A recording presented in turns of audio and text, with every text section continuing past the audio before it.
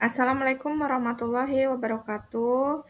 Berjumpa kembali dengan saya Rosa Hayanin Tias, mahasiswi program Pasca Sarjana Universitas Muhammadiyah Metro dengan NPM 257-120. Pada kesempatan ini saya akan mempresentasikan hasil analisis 2 studi kasus pada mata kuliah Manajemen Sumber Daya Manusia. Studi kasus yang pertama membahas mengenai kepemimpinan adaptif di era kerja hibrid. Sedangkan studi kasus kedua membahas budaya organisasi dan keberanian berinovasi. Mata kuliah ini diampu oleh Bapak Dr. Febrianto SEMM.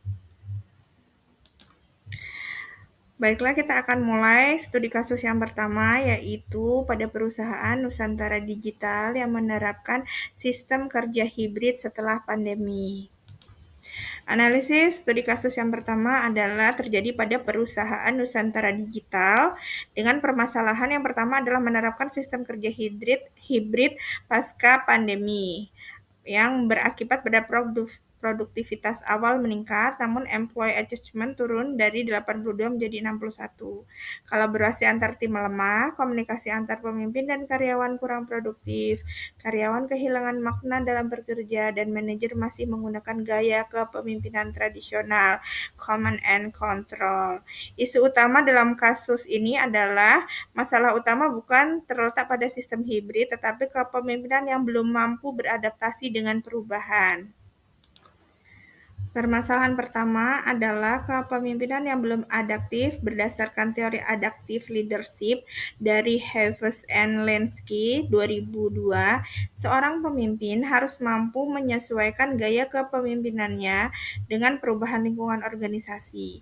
Namun pada kasus ini, pemimpin masih menggunakan pendekatan command and control yang lebih menekankan pengawasan daripada pemberdayaan karyawan. Akibatnya, karyawan merasa kurang percaya dan ruang untuk bekerja secara mandiri menjadi terbatas, padahal sistem kerja hibrid membutuhkan tingkat kepercayaan yang lebih tinggi. Permasalahan kedua adalah menurunnya employee attachment. Menurut Kahn, 1990, employee attachment merupakan ketertarikan emosional, kognitif, dan fisik karyawan terhadap pekerjaan. Dalam kasus ini terlihat bahwa motivasi kerja menurun, loyalitas terhadap organisasi berkurang, dan karyawan merasa kurang dihargai. Kondisi tersebut menunjukkan bahwa ketertarikan karyawan terhadap organisasi mulai melemah sehingga berdampak pada penurunan semangat dan produktivitas kerja. Permasalahan yang ketiga adalah melemahnya komunikasi dan kolaborasi. Berdasarkan teori Robbins and Judge, komunikasi merupakan faktor penting dalam menciptakan koordinasi yang efektif. Pada sistem kerja hibrid, komunikasi yang tidak berjalan dengan baik menyebabkan koordinasi antar tim menjadi kurang optimal dan informasi tidak tersampaikan secara utuh atau menyeluruh. Akibatnya proses kerja menjadi kurang efektif dan tujuan organisasi lebih sulit untuk dicapai.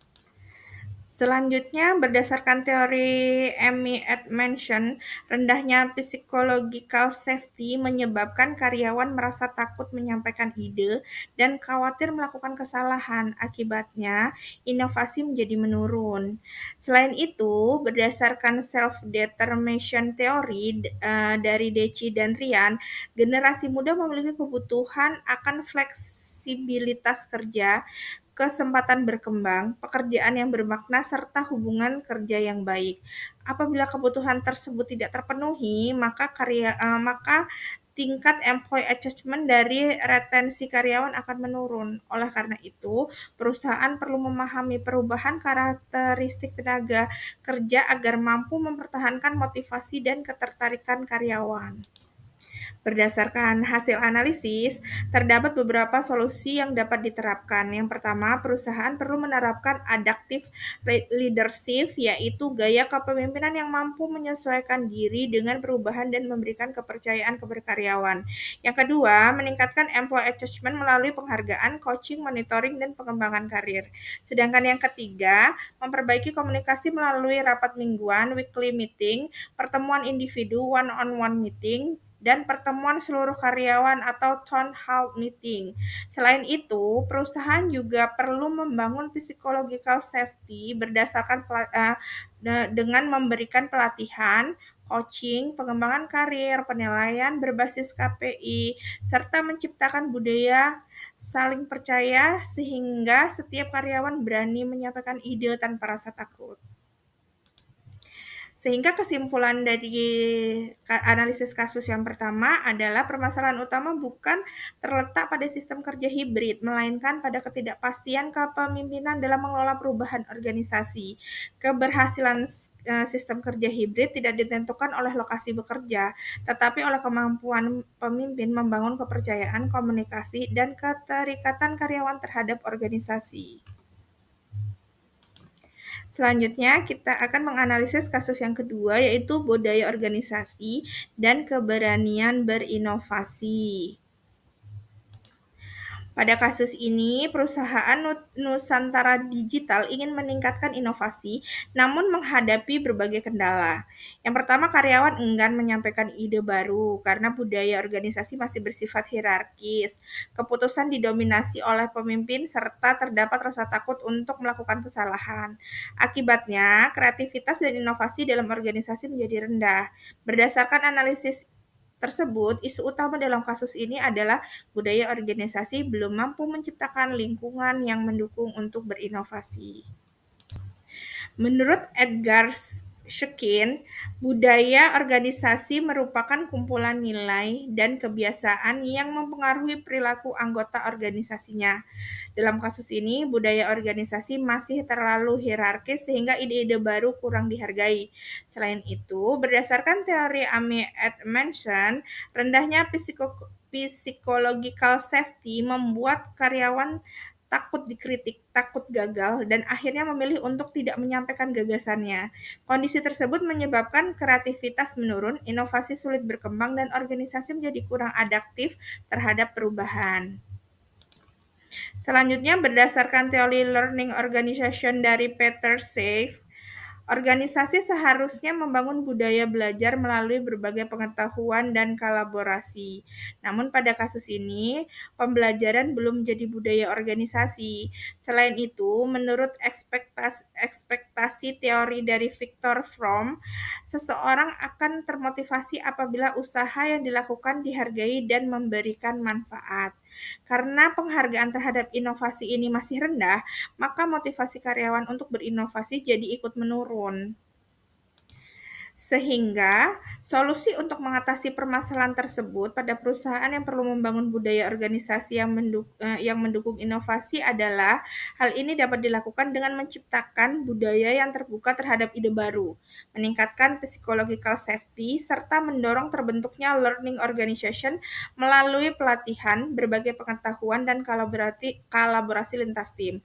Selain itu, perusahaan perlu memberikan penghargaan atas setiap inovasi yang dihasilkan serta menerapkan transformational leadership, yaitu kepemimpinan yang mampu memberikan inspirasi, menjadi teladan, dan mendorong kreativitas seluruh karyawan. Sebagai penutup, dapat disimpulkan bahwa rendahnya inovasi dalam organisasi bukan disebabkan oleh kurangnya kemampuan karyawan, melainkan karena budaya organisasi belum memberikan rasa aman dan ruang bagi karyawan untuk berkreasi. Oleh karena itu, organisasi perlu membangun budaya yang adaptif, meningkatkan psychological safety, menerapkan learning organization, memberikan penghargaan atas inovasi, serta mengembangkan kepemimpinan transformasional. Dengan langkah-langkah tersebut, organisasi akan mampu menciptakan lingkungan kerja yang inovatif, kolaboratif, dan siap menghadapi perubahan. Izinkan saya menutup presentasi ini dengan satu kesimpulan bahwa organisasi yang hebat bukanlah organisasi yang tidak pernah menghadapi perubahan, tetapi organisasi yang mampu mengelola perubahan melalui manusia-manusia yang ada di dalamnya. Oleh karena itu, investasi terbaik bagi organisasi bukan hanya pada teknologi atau sistem, melainkan pengembangan sumber daya manusia yang mampu beradaptasi, berkolaborasi, dan terus berinovasi. Terima kasih atas perhatiannya. Saya akhiri. Wassalamualaikum warahmatullahi wabarakatuh.